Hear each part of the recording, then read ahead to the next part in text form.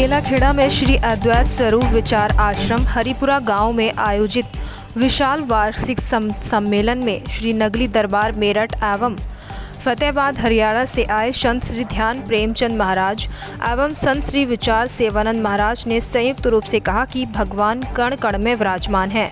उन्होंने कहा कि आत्मा का सीधा संबंध परमात्मा से होता है। इस मौके पर विशाल भंडारा आयोजित भी किया गया और भजन कीर्तन भी हुए। इस मौके पर मनोकामनाएं पूर्ण होने पर सैकड़ों श्रद्धालुओं ने मंदिर के गुम्बद पर संतों के साथ ध्वज पताका भी फहराया।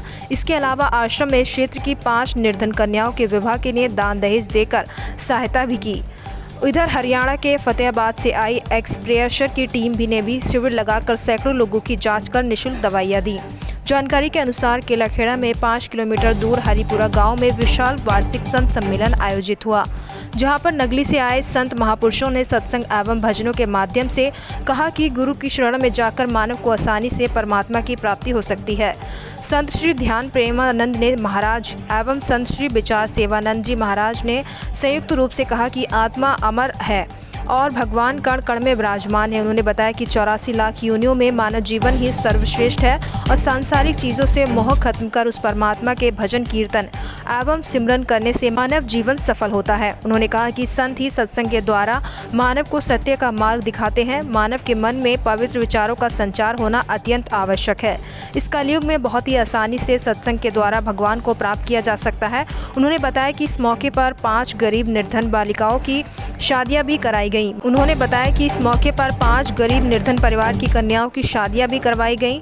विशाल भंडारा भी संपन्न हुआ, जहां पर सैकड़ों लोगों ने लंगर ग्रहण किया।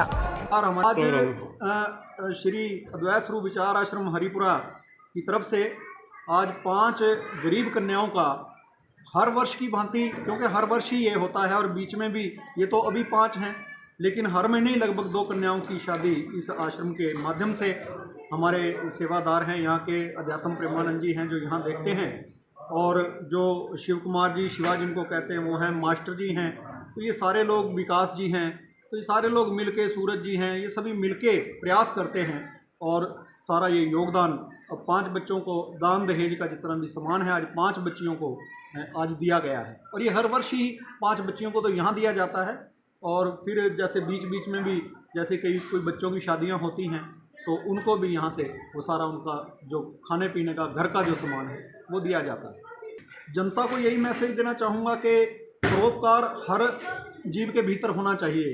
अगर कोई गरीब हमारे पास है, हमारे सामने है, हमारे घर के आसपास रहता है, तो हम उनकी भरपूर मदद करें, यथाशक्ति मदद करें।